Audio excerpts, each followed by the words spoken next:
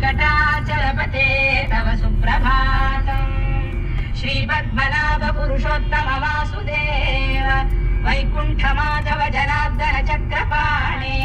श्रीवत्स चिह्न शरणागत पारिजात श्रीवेङ्कटाचलपते तव सुप्रभातम् कन्दर्पदर्पहर सुन्दर दिव्यमूर्ते कान्ताभुजाम्बुरुह कुट्मललोल दृष्टे कल्याण निर्मल गुणाकर दिव्य कीर्ते